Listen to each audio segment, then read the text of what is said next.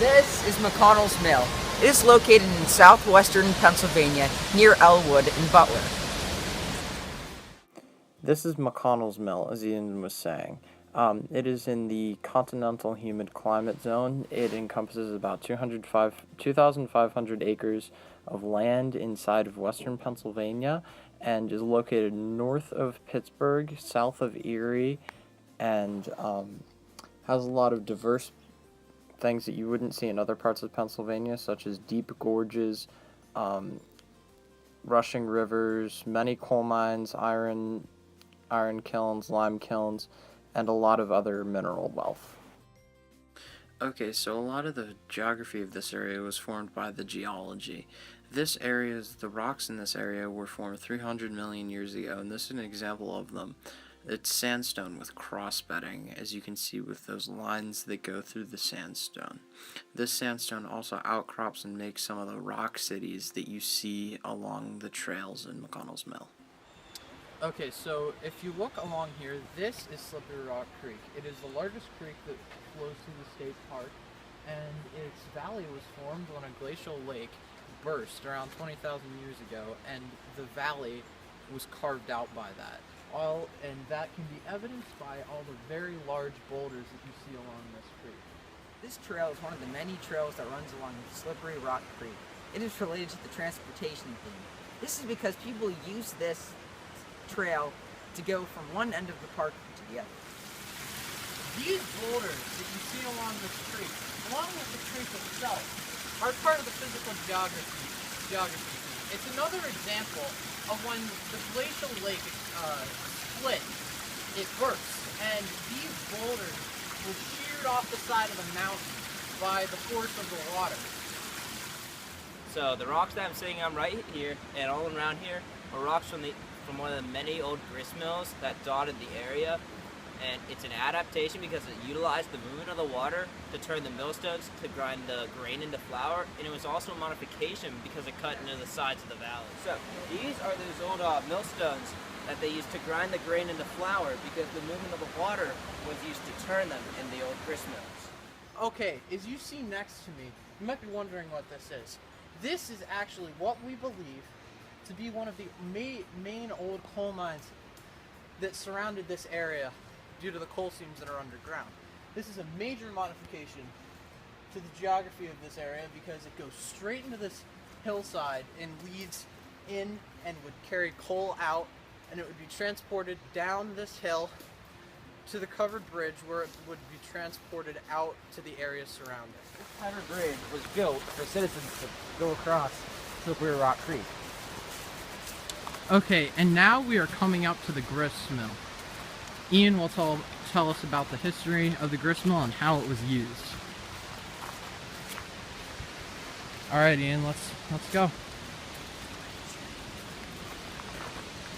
Okay, so as you see here, this is the historic McConnell's Mill grist mill. So this mill was built in 1852, and as you can see by the raging rapids right there, it dammed up Slippery Rock Creek, right?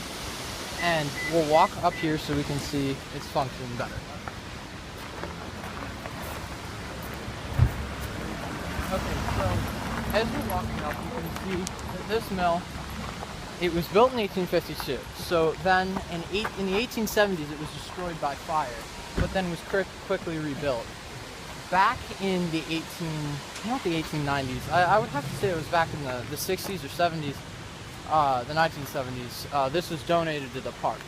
So we'll come up and get a closer look at this mill. So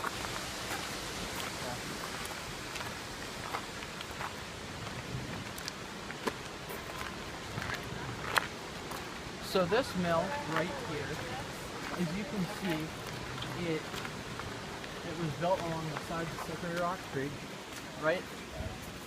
And we can actually go inside the mill and see what it was used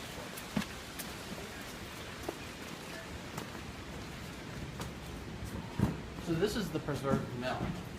This mill, as you can see right here, it was used, first you would weigh in the grain from the creek, and then you would bring it over to the buckwheat scorer and the buckwheat purifier and grind it. Okay, so this is an adaptation to the natural geography of the area, because it was built along the sides of the creek and accommodated to the rushing water and the steep slopes that were formed by the glaciers. This is also a modification because I think we can walk outside now. So this is a modification because, as you'll be able to see, as we walk outside, you'll see the dam that changed the course of Slippery Rock. Changed the course of Slippery Rock Creek and helped grind, and the power from the water coming over the mill helped grind the wheat into flour that we would use as an everyday item. Okay, so right now we're in the bottom of McConnell's mill grist mill. Right here we have one of the original turbines, and this is only part of it. We just got an explanation from one of the very gracious workers with DCNR, and they showed us that these turbines, which there's one up here, there's one up in here. So right now today, if you can see the main shaft in the center, you might not be able to see it because it's a little bit too low. So that shaft, at the bottom, there's the same kind of turbine that you saw over dry, and if there was enough water, that would be spinning, because on the bottom of that there's about a 6-foot cone-shaped thing that goes down, and there are little rudders on it, and the water coming through fuels it moving. Now I got a very good opportunity over here.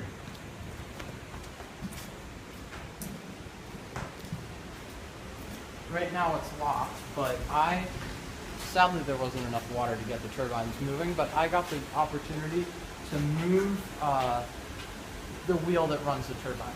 Now, this just shows how much of a modification this was to the geography of this area. We can come outside right here, and it's very loud, so I'm going to have to talk extremely loudly. So this is the dam that we saw in the earlier video. This dam, the water would come through, it would siphon through here, and the outlet is right there. The outlet from the water, and it would spin around the turbines, but today it's just too low because of debris.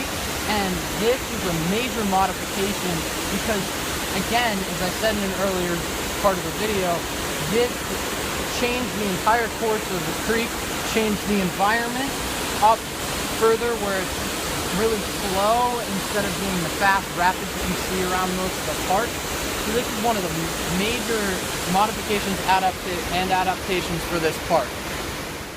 Okay, so this is a diagram of the mill and the turbines that spun the water around to grind the flour, as I was talking about in the earlier video, grind it into the flour that was used as a product and shipped out into the other areas of Pennsylvania.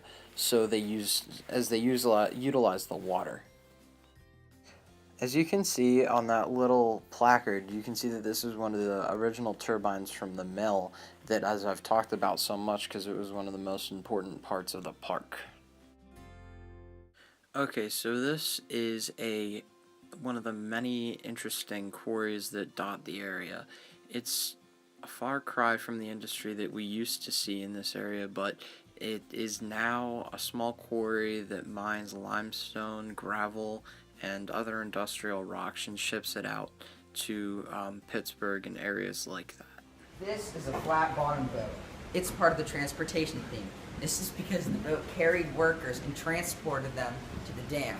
When they got to the dam, they would use it to repair. This is an old picture of Butler. It was where the grains were transported to and sold in the markets. So these are all the parts of the wheat which was used in the mill. There's the bran, there's the husker on the outside layer, the chaff, the seed covering, flour, which is when it's finally ground, and that's what they wanted to make. The grist, any grain to be ground into flour. There's the meal, the ground grain containing husks and flour, middlings, inner grain, middle layer of wheat used for pig feed, bran, German coarse meal considered the dregs, and then whole wheat flour, mixture of bran and middlings at a defined white flour. We chose McConnell's Mills as our topic because it's very important to to the history of southwestern Pennsylvania, and in a nutshell, it's basically what southwestern Pennsylvania is all about. This relates to the product theme, which is under the category of movement. This is because they would send wheat into the mill, which would then be ground up by the creek, which would create flour. And they would transfer this flour to different parts of the city. One example of this is Elton. Historic covered bridge because it's one of the only ones in our area. It was used to transport people and goods across the creek. So as Nathan was saying, one of the defining characteristic of McConnell's Mill is the covered bridge that, as you can see on this placard, was built in 1874. It was one of the only crossings, only transport crossings for livestock and humans across the raging rapids of Slippery Rock Creek. Okay, so now we're walking up the stairs that will lead us back to the car. Alright, everybody, say goodbye to the gristmill.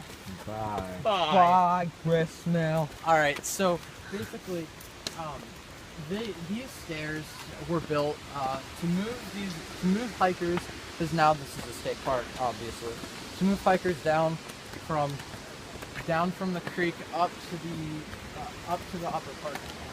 And the reason why we need stairs in an area like this is because it's so incredibly steep. The reason why this is steep, as I've said before in earlier parts of the video, is because of the physical geography part where a glacial lake burst about 18,000 years ago and carved out. Well, he felt it. Like, Did you sob? No, I didn't. We can splice that part.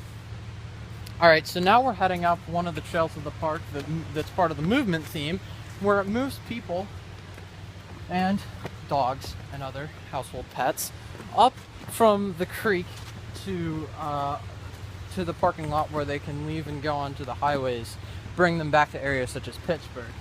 Now, the reason why we need stairs like this is because of this valley. This valley, physical geography of this valley, as I've said in earlier parts of the video, it was made by when a glacial lake just a few miles north of here at Alpha Pass burst, and all the waters from that lake rushed down and carved out this. This is Hell's Hollow. It contains abandoned coal mines, waterfalls, lime kilns, and hot iron furnaces. It is much different. It has much different geography than McConnell's Mill, as we have previously shown you.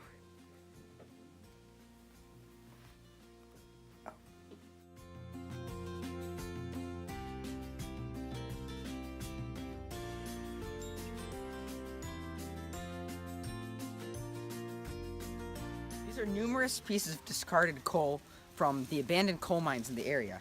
As you can see right here, this is one of the pieces of the coal. Okay, so this is a picture of the hillside that the coal mine was in. The gray areas on the hillside are where the tailings from the coal mine are, and that's where we visited, and you saw that piece of coal that Ian picked up. Now, this coal mine was inside of this hillside, drilled into 300 million year old rock to pull out bituminous coal.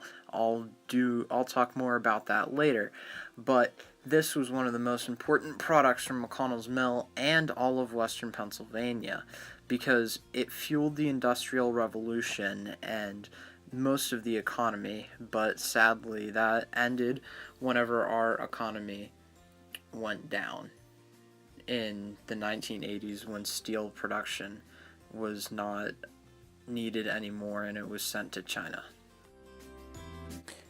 The mine that you saw, or at least the spoils of the mine that you saw, dug into the sides of the hill around Hell's Hollow to get this. It was called bituminous coal, and the resources abound in all areas around Pittsburgh. Now, this was very important. It was not only used as a household heating thing, it wasn't also used to power trains, which was part of the transportation theme, but it was also used as a product to make steel. this would be ground down into a powder, which would then be made into coke, and then this coke would be burned and made into Okay, so the steel. water in the rocks being orange here is part of the human environmental action because of the acid draining from the coal mines upstream. And you can see, like, yeah, the acidity in the water is causing, like, all this orange fuzz, and it killed off all the life in the creek. So as Fletcher was saying, that was acid mine drainage. This is a picture of much more intense acid mine drainage also found in western Pennsylvania.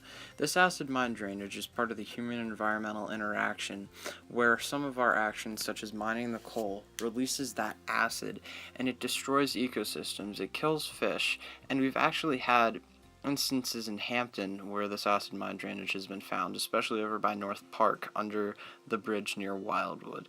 This acid mine drainage is a major problem in western Pennsylvania, and many state parks have been trying to deal with it, and what they have to do is use reclamation. This part of the physical geography is an interesting cave formed by water erosion. As Nathan was saying, this is a cave. It's actually a natural bridge that was found along the trails. It was formed when water eroded the limestone and left some more of the more structural limestone to stay. There were many other examples of this, such as underground streams and sinkholes that we encountered as we walked along the trail. Also, the creek that flowed through the gully was made of limestone. So right here we are in Hell's Hollow Trail. This trail in this part of McConnell's Mills Park is located south of the covered bridge area that we filmed last time, and it is in southwestern Pennsylvania. This is the creek that runs through Hell's Hollow. Through the action of water, it has carved what we know as Hell's Hollow today. Movement theme applies here because most of the movement done here is done by the country roads and trails. Okay, so now we're going to be heading down, further down the creek, where we will see some of the major actions of erosion, and also one of the coolest adaptations of this area, adaptation and a modification of the area.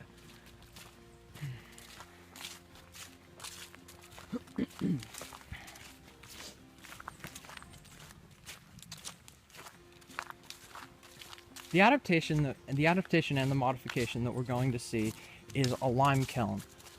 This lime kiln was built back in the 1850s, and it's actually what caused the namesake of this area, the namesake of this creek. So back. As we walked along the trail, we saw a very interesting thing. There were mounds that looked man-made that I didn't know what they were. When I got home from this research, I looked it up online and I found out that it was actually from an old iron furnace that was built in the mid 1800s and was abandoned. Now all we saw were piles of the refuse from the iron furnace, from like all the coal and the iron ore that was used to make the iron.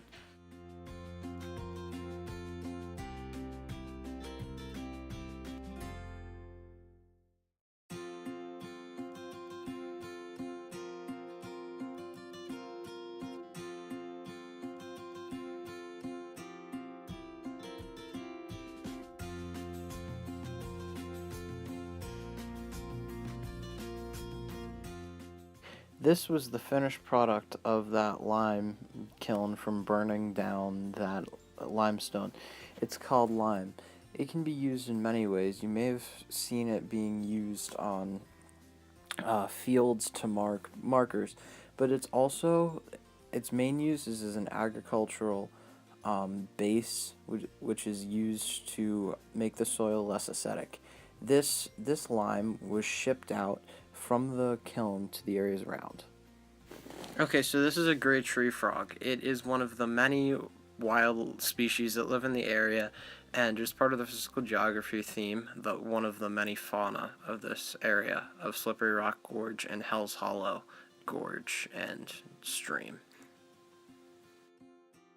Another animal that we saw along the trails was a white-tailed deer walking along. We did not get a picture of this though, so this is this is a stock picture to show it. It is a very common wild animal that lives in southwestern Pennsylvania.